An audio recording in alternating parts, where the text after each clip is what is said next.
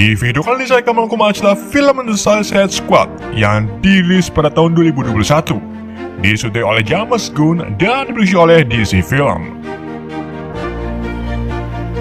Film ini dibintangi oleh Margot Robbie sebagai Harley Quinn, Idris Elba sebagai Robert Dubois atau Bloodsport, John Cena sebagai Christopher Smith atau Peacemaker, Joel Kinnaman sebagai Colonel Rick Flag, Sylvester Stallone sebagai pengisi suara Nanoe atau King Shark, dan masih banyak aktor keren lainnya. Jadi film The Suicide Squad ini adalah film ke-10 dari DC Extended Universe dan juga lanjutan dari film sebelumnya yaitu Suicide Squad 2016. Untuk yang belum nonton film Suicide Squad 2016 bisa nonton terlebih dahulu biar paham. Link tidak ada di pojok kanan atas video. Dan gak usah lama-lama, mari kita simak alur ceritanya. Gak bisa bahasa Inggris. Film ini dibuka di lapas Bel Rev, Amerika Serikat, di mana kita diperlihatkan seorang tahanan kriminal bernama Brian Dolan atau Seven sedang ngelamun di ruang istirahatnya sambil melemparkan bola bekel ke sasaran yang sudah Seven atur dengan tepat. Bahkan, Seven menggunakan skillnya untuk membunuh seekor burung perenjak yang sedang terminggring dengan cara memantulkan bola bekel ke dinding lalu mengenai tubuh burung perenjak tersebut. Saat itu juga datanglah Amanda Bladlerker, di mana Amanda ini akan menugaskan Seven menjalankan sebuah misi. Namun sebelum itu, Seven diberi bom nano di lehernya, agar saat Seven mencoba kabur dari misi, ia akan diledakkan. Seven kemudian dimasukkan ke dalam tim Task Force X yang biasa disebut Suicide Squad. Dan sekarang tim ini memiliki anggota baru yaitu Blackguard, Whistle, Mongol, Javelin, TDK atau The Delectable Kid, dan untuk tim lama yaitu Captain Boomerang, Colonel Rick Flag, dan tentunya Harley Quinn. Untuk Deadshot, Katana, Croc, dan Dr. Junmon tidak ikut serta dalam film kali ini. Mungkin ada alasan tersendiri termasuk Will Smith yang memerankan Deadshot, dan karena jadwal syutingnya lumayan padat ia tak bisa memerankan Deadshot di film kedua ini. Dan mungkin di film selanjutnya ia akan tampil kembali sebagai Deadshot. Kita kembali ke tim Task Force X, di mana mereka ini diberangkatkan ke sebuah pulau bernama Corto Maltese untuk misi mereka. Sesampainya di dekat bibir pantai, mereka mulai terjun ke lautan. Satu persatu mendarat dengan sempurna, namun tidak dengan Whistle si manusia musang yang ternyata ia tak bisa berenang dan membuatnya tenggelam. Amanda dan rekan-rekannya pun hanya bisa terdiam dan ketun. Seven yang saat itu ada di dekat Whistle mencoba untuk menolongnya. Akan tetapi setelah sampai di tepi pantai, Seven mengabarkan kalau Whistle sudah mati. Tim Task Force X kemudian mempersiapkan senjatanya sambil diberitahu oleh Emilia Harcourt kalau di dalam hutan banyak tentara musuh. Di saat itu juga, Blackguard yang merasa tidak berdosa tiba-tiba melangkah ke depan dan mengungkapkan kalau dirinya membawa tim tentara bayaran untuk menjalankan misi. Alhasil, tentara musuh pun menampakkan diri, membuat tim Suicide Squad mengalami panik yang sangat bahagia. Tindakan Blackguard membuat tentara musuh marah. Mereka pun menembakkan pelurunya tepat di wajah Blackguard. Harley kemudian meramaikan suasana dengan melesatkan bazooka, sedangkan Boomerang melemparkan senjata muter-muter untuk memotong beberapa tubuh tentara musuh.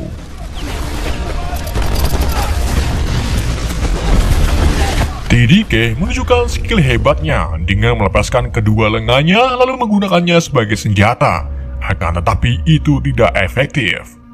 Mongol yang lupa makan kemangi mencoba untuk menjatuhkan helikopter, namun itu malah membuat sebagian tim terbunuh termasuk Boomerang yang tertusuk beberapa kayu lalu terkena baling-baling.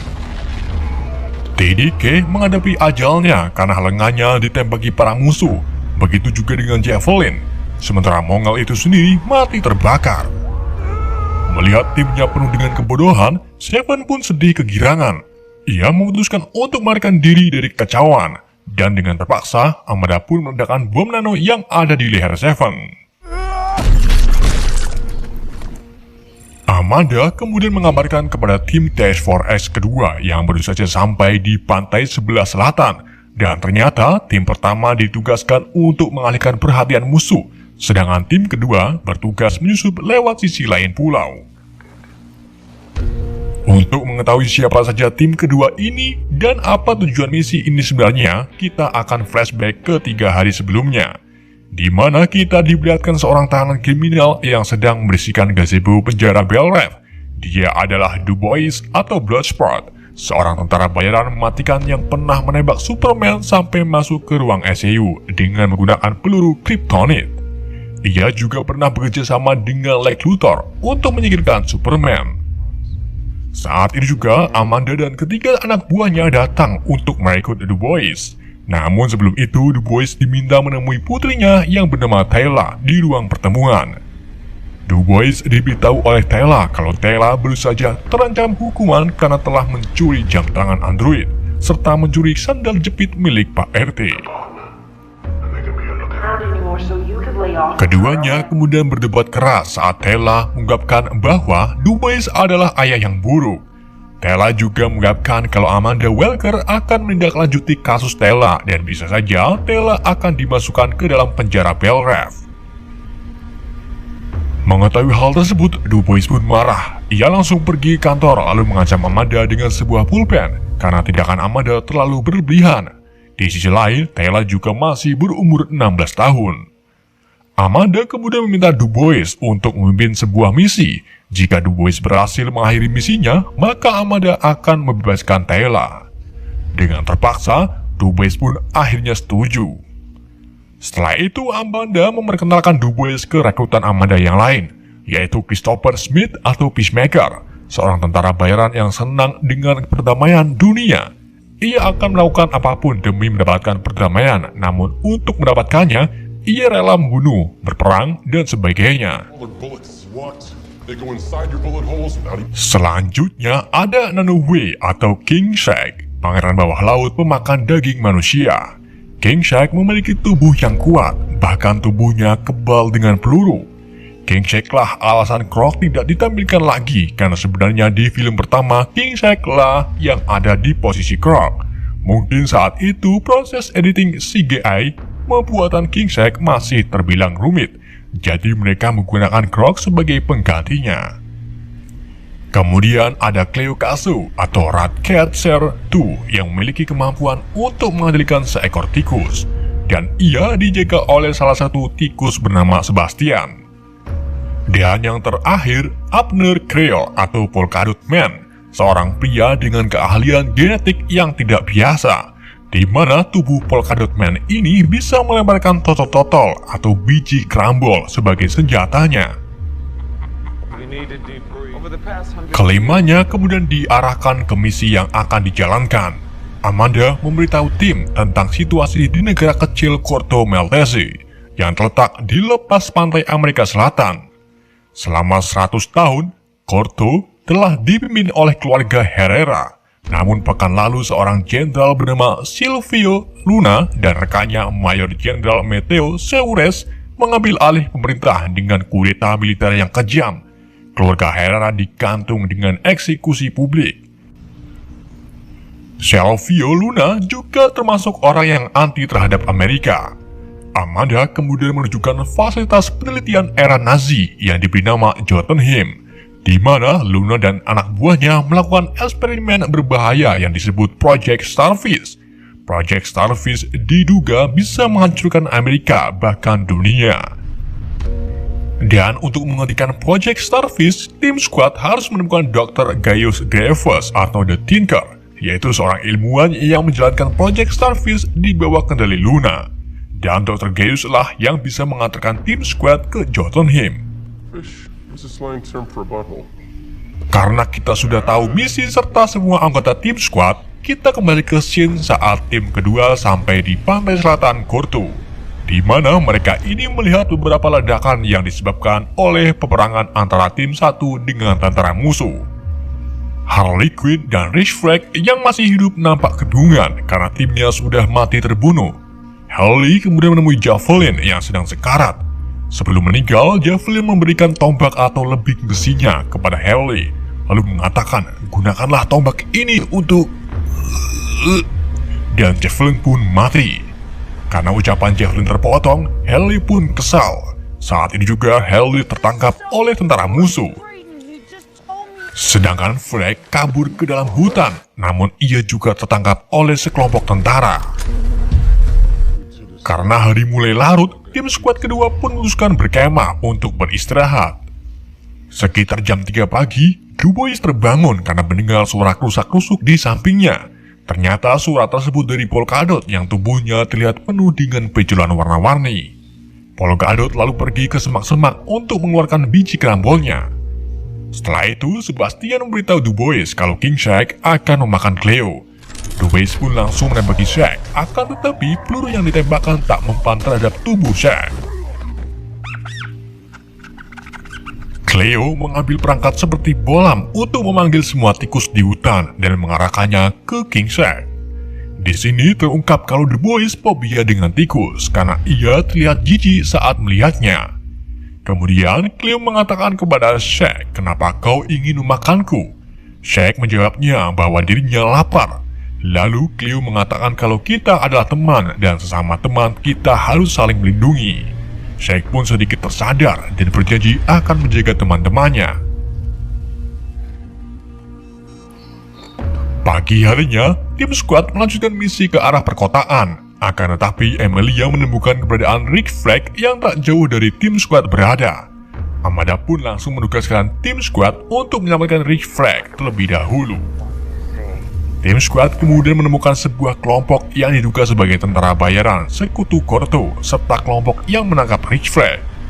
Tanpa pikir panjang, tim skuad pun langsung membunuh satu persatu dari kelompok tersebut.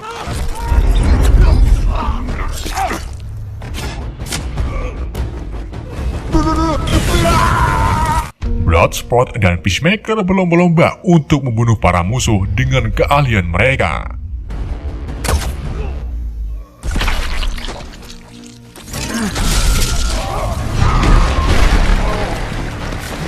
Setelah semuanya terbunuh, mereka menemukan Rick Flag sedang ngeteh bersama salah satu tentara yang mereka bunuh. Tim skuad terheran-heran karena Flag malah berbaru dengan tentara musuh. Lalu Flag memperkenalkan Sol Soria, yaitu salah satu tim pembangkang atau perjuang kemerdekaan yang berusaha merebut kembali Corto Maltese dari Luna dan Meteo. Mendengar hal tersebut, tim skuad pun langsung sadar kalau yang barusan mereka bunuh bukanlah tentara musuh. Mereka mencoba menutup-nutupi dengan mengatakan kalau saat mereka masuk tidak ada orang sama sekali. Namun Sol dan Flag mengetahui kelakuan mereka saat melihat banyaknya mayat bergeletakan. Nasi sudah menjadi lontong. Sol pun memaafkan perbuatan mereka dan bersedia untuk memandu tim skuad menuju ke perkotaan. Di dalam perjalanan, tubuh Polkadot kembali memunculkan benjolan biji kerambol. Polkadot Man kemudian menjelaskan bahwa kondisinya terjadi karena ulah ibunya yang bekerja di Star Labs. Sang ibu bereksperimen pada Polkadot dan saudara-saudaranya untuk memberi mereka kekuatan super. Namun eksperimen tersebut berujung mengerikan yang pada akhirnya sebagian saudara Polkadot meninggal. Polkadot akan membunuh musuhnya jika ia memandang musuhnya sebagai sang ibu. Move out. Di sisi lain, Dr. Gaius terlihat sedang menemui Presiden Luna untuk memperkenalkan Project Starfish.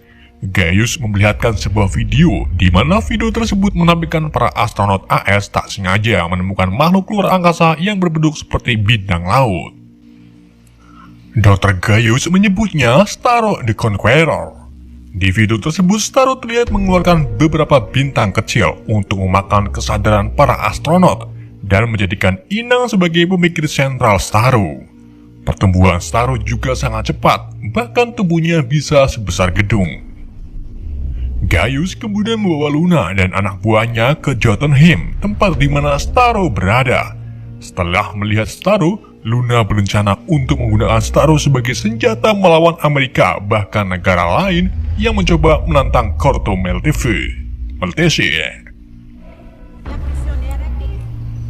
Pagi harinya, Harley Quinn yang sedang dikurung kemudian dibawa untuk menghadap Presiden Luna.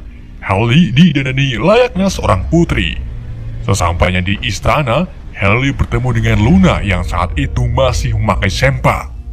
Luna terlihat senang dengan kedatangan Harley. ia mengungkapkan kalau dirinya jatuh cinta dengan Haley saat mengetahui kalau Haley sering membuat kericuhan di Amerika. Setelah itu, Luna memperlakukan Haley seperti seorang princess. Malam harinya, Luna mengungkapkan kalau dirinya ingin menikahi Haley.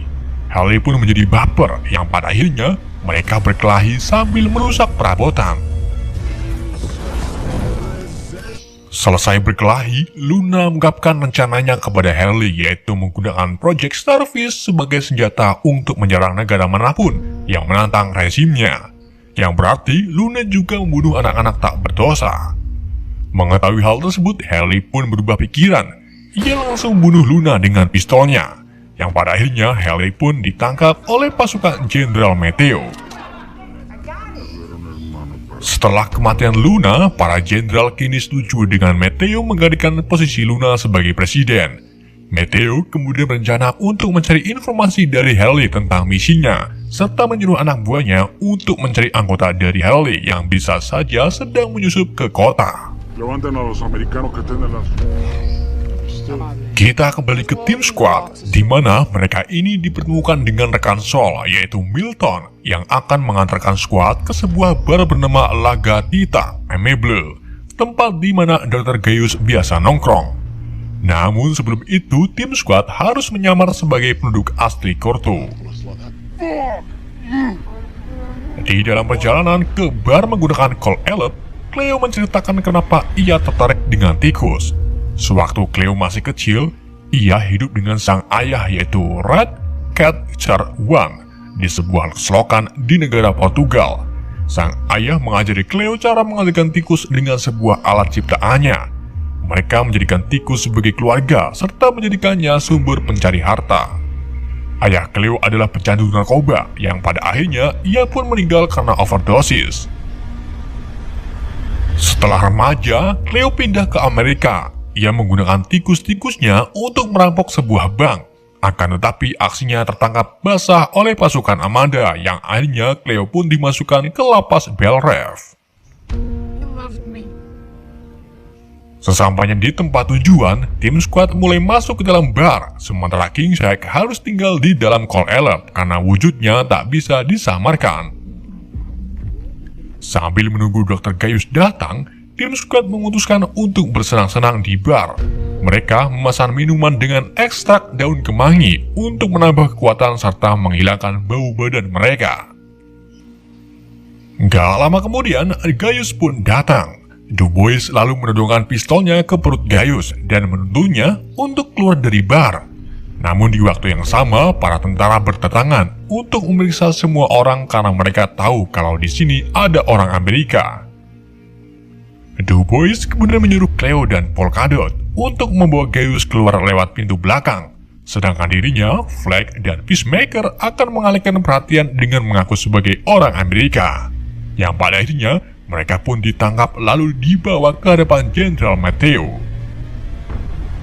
Akan tetapi saat di perjalanan, ketiganya melakukan perlawanan dengan beberapa tentara di dalam mobil. Mereka gebuk-gebukan sampai mobil yang ditumpangi mereka terguling lalu jatuh ke jurang.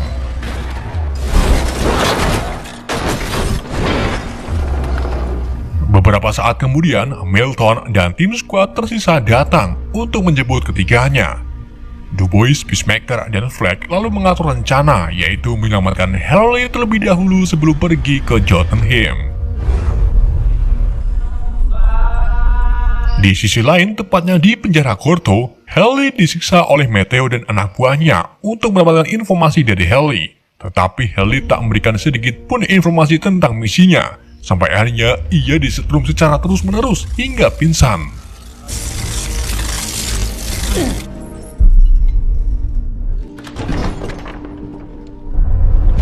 Setelah Mateo pergi, Haley tersadar dan langsung mematahkan leher anak buah Mateo dengan cara meetingnya. Haley berhasil lolos, lalu ia melanjutkannya dengan membunuh semua penjaga di penjara.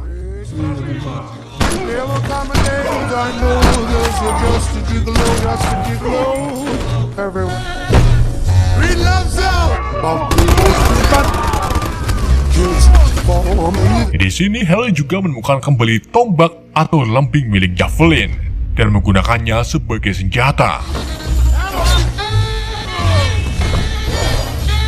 Sementara tim squad baru saja tiba di penjara, mereka langsung mengatur strategi untuk menyelamatkan Haley. Haley yang baru saja keluar dari penjara dan akan pergi menggunakan taksi, tiba-tiba melihat Flag dan Dubois sedang berjalan di ujung jalan. Ia pun menghampiri Flag yang saat itu akan memanjat dinding bersama Dubois. Mengetahui kalau Haley sudah keluar, tim squad pun memutuskan untuk membatalkan misi penyelamatan. Setelah itu, mereka memerintahkan Gaius untuk membawa tim ke dalam Jotunheim. Tidak singkat cerita, Gaius berhasil membawa tim squad melewati penjaga Jotunheim dengan Call Elep milik Milton. Saat itu juga hujan ketek turun. Tim squad lalu berjalan menuju ke menara Jotunheim sambil membunuh para tentara.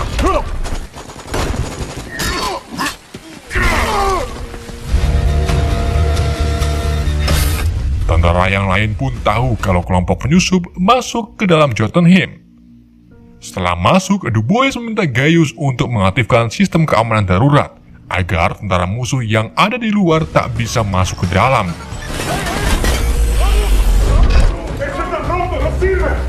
Setelah itu, mereka mulai memasang bom di setiap sudut ruangan.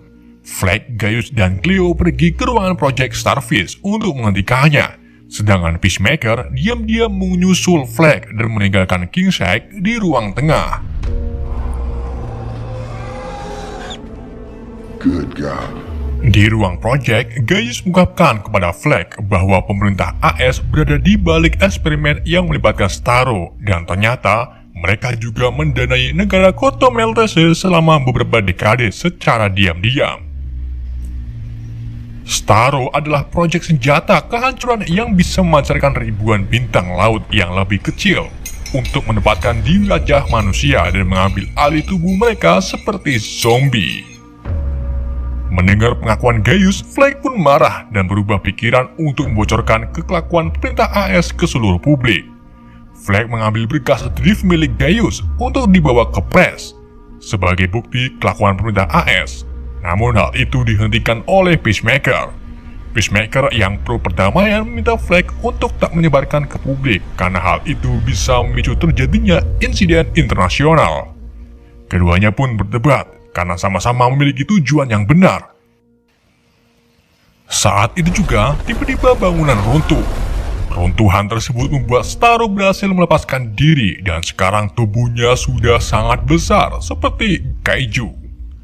Starro kemudian menarik Gaius lalu merobek tubuhnya menjadi dua dan melemparkannya ke dinding kaca. Flag dan Peacemaker tersadar, namun mereka masih memegang teguh tujuannya masing-masing yang pada akhirnya mereka pun bertarung.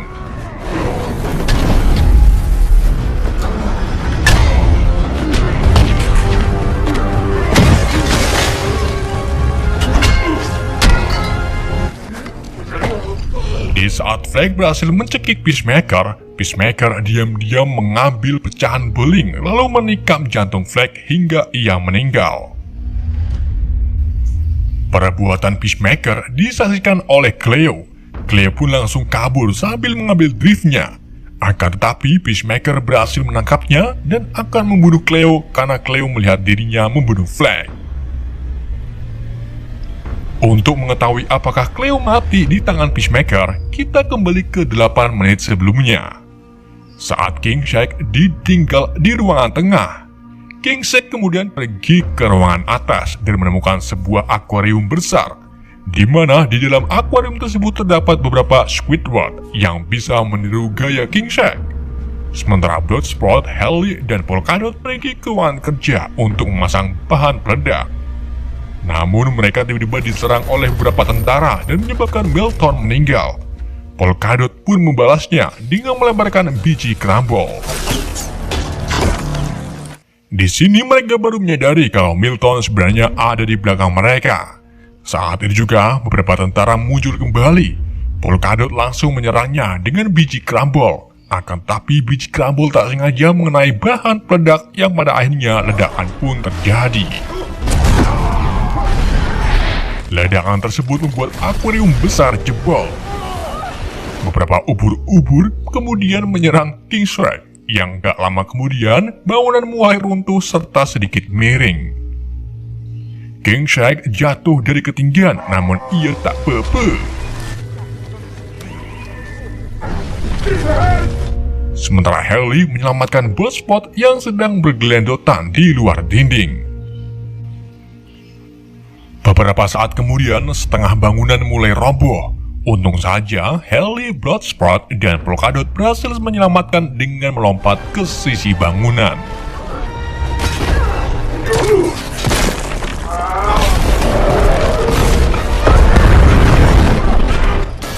Bloodsport kemudian jatuh ke bawah dari lantai kelima sampai ke lantai bawah tanah, dan berakhir di saat Peacemaker akan membunuh Cleo. Melihat hal tersebut, Bloodsport pun menembakkan pistolnya, begitu juga dengan Peacemaker.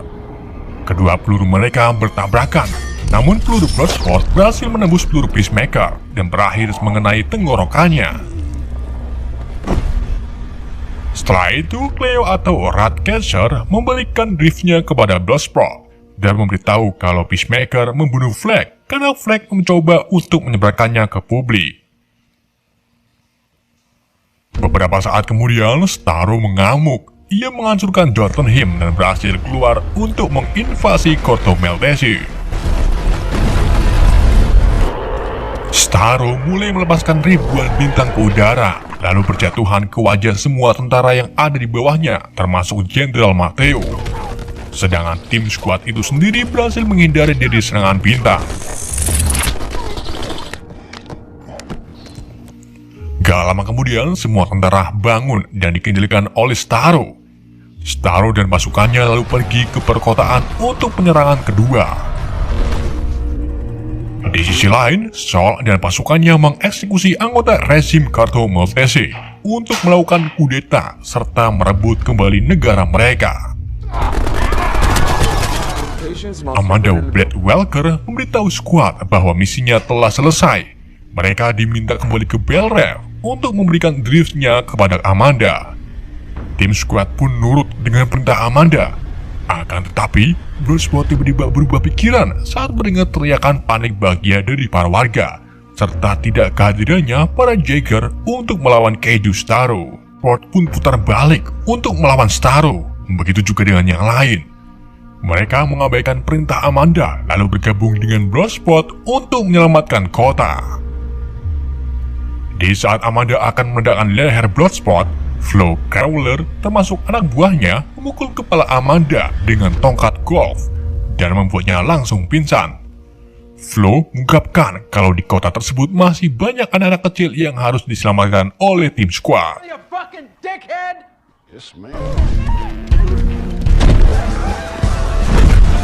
Saat berhadapan dengan Starro, Bloodsport mencoba menggunakan senjatanya untuk membunuh Starro. Akan tetapi tembakan yang dihasilkan tak mempan terhadap tubuh Starro. Bloodsport kemudian menginstruksikan tim dengan menyuruh Harley menyerang dari arah atas bangunan. King Shrek diminta untuk memakan Starro, sedangkan Polkadot diminta untuk membayangkan Starro sebagai ibunya. Polkadot Man pun langsung menembakkan biji-biji kerambol ke arah kaki Starro dan itu berhasil membuat kaki Starro terluka. Namun sayangnya Starro membalas Polkadot dengan menggepreknya. Setelah itu, Bloodsport melihat Ratcatcher sedang menggunakan perangkat es krimnya dan akan dibunuh oleh Starro. Bloodsport pun langsung berlari ke arah Ratcatcher dan berhasil menyelamatkannya. Ratcatcher kemudian menggunakan perangkatnya kembali lalu memanggil semua tikus di kota untuk menyerang Starro sambil mengatakan kota ini milik mereka.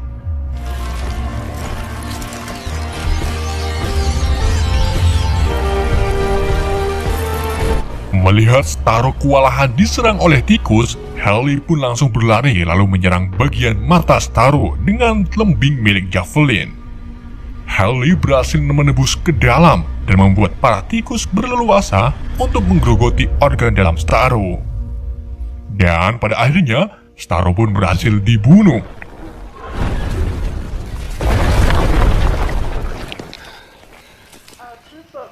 aksi tim squad disiarkan ke berita televisi, dan saat itu juga Tayla melihat berita yang menampilkan ayahnya sedang menyelamatkan kota dari serangan keju. Setelah itu, Bloodsport menghubungi Amanda untuk membebaskan tim squad serta Tayla dari hukumannya. Jika Amanda menolak, Bloodsport dan timnya akan membocorkan bukti dari laboratorium yang sudah ia salin. Tim squad kemudian dijemput oleh helikopter. Saat di perjalanan, Sebastian merangkak ke paha Bloodsport. Bloodsport pun memberhentikan diri untuk membelai Sebastian. Di adegan mid-credit, Weasel terbukti masih hidup dan mulai berkeliaran di hutan Corto Maltese. Sedangkan di adegan pasca kredit, bawahan Amanda yaitu John O'Connor dan Emilia Arcrot pergi ke rumah sakit dan menemukan bahwa Peacemaker masih hidup. Peacemaker nantinya akan direkrut kembali oleh Amanda untuk menyelamatkan dunia. Dan bisa saja Peacemaker akan balas dendam kepada Bloodsport. Film pun berakhir. Just to save the fucking world, that's all. Oke, itulah alur cerita film The Suicide Squad. Semoga kalian terhibur dengan alur cerita yang saya bawakan. Mohon maaf jika ada kesalahan. Pesan yang tidak bisa kita ambil dari film ini, pria sejati adalah pria yang tak pernah udut di dalam WC. Sekian dari saya, wassalamualaikum warahmatullahi wabarakatuh.